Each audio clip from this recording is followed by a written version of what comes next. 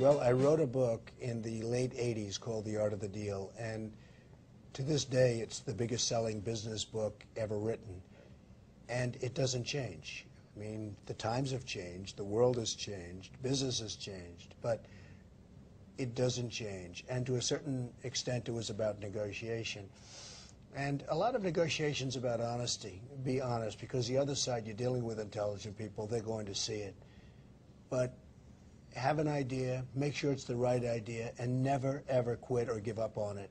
And be straight, be honest, because you're going to meet a lot of these people all throughout your life. And if they respect you, and if they do more or less what you want them to do, you're going to have to show that great degree of honesty. So The Art of the Deal was a great honor for me because of its wonderful success. I remember when it first came out, it went immediately to #1 on every list. And it was a lot of fun.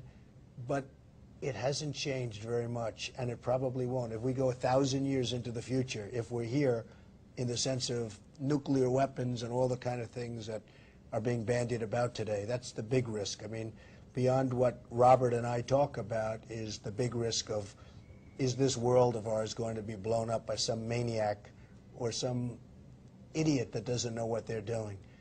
But let's try and assume, which is a pretty big assumption, that we are all going, as a race, we're going to be around, we're going to be here.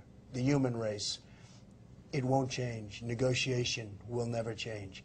It's always going to be the art of the deal. It's always going to be, you can pick up that book in 1,000 years, it's not going to change. It's going to be the same. And if I could say, you know, like, what was 1986, The Art of the Deal came out, and I was flat broke.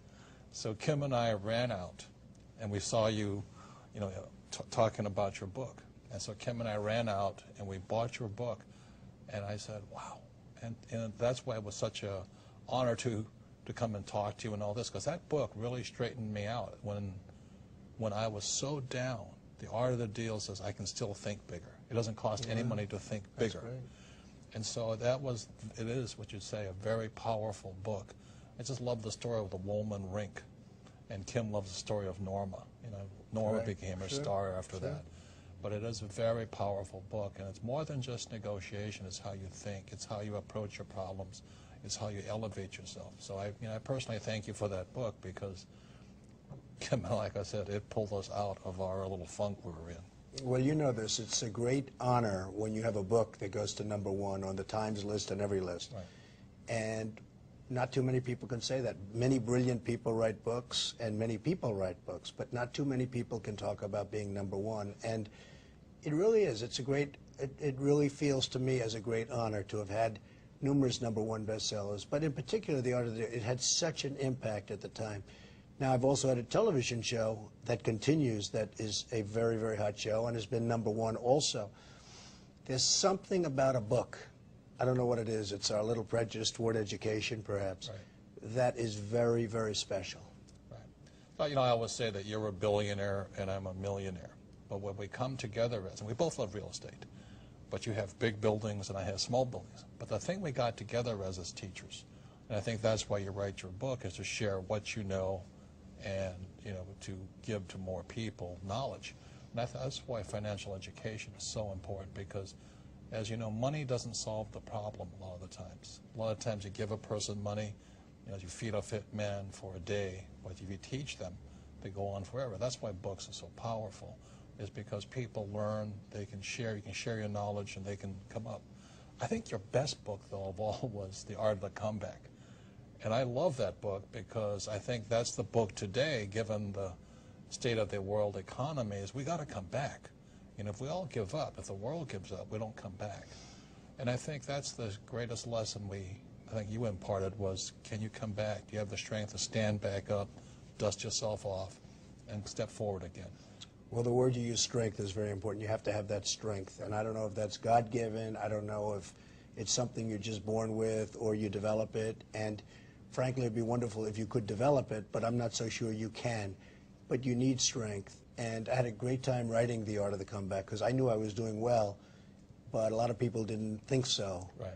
And I knew what was happening. So I'm writing a book, and I know things that nobody else knew. And when I did come back much bigger and better than ever before in the 80s, I mean, to a point where many times it was like fun for me. So I had a great time writing that book. It's interesting, when I make speeches, you talk about education and life and everything else, but when I make speeches, people say, why do you do it? Thousands and thousands, you've seen it, thousands of people show up. We've had 55, 60,000 Right. people show up.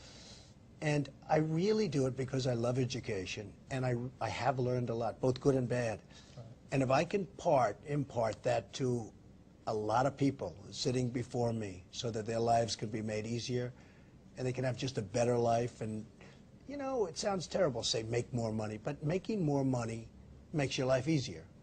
You don't have to worry so much about education and doctor's bills, and so it does make your life better. You see, the #1 course reason for divorce is lack of money, right, which was surprising. I saw it the other day.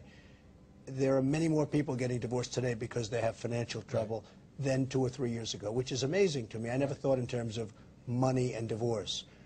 But making money sounds basic and sounds almost crude, how to make money. But if we can help you in the making of some money, it's going to give you a better life. right. I think the most important thing that you pass on, and I want to pass on, is the spirit to go on, the spirit to stay strong. Like I was remembering this book about the Jewish people, and they've survived 4,000 years. And you know what kept them going? Was faith. You know, all the persecution, the things that were on, they said the #1 thing they had was that faith. It was a personal belief that they could be flexible enough and adjust and keep going no matter what. And I think that's what you pass on. That's what I want to pass on to people. I can remember from your book, you said, stay alive till 95. I said, that's a good It's true. It's a great statement. Right. And that kept, I know it kept me going. It just kept me going because it wasn't an immediate comeback. When I lost everything, it was 6 years for me. It was only $1 million. I know that sounds pathetic. I think it's fantastic. I know your story very well, and I think it's a fabulous story. Well, thank you. But it was worth everything. It was worth fighting back, paying off my bills, and coming out stronger on the other side.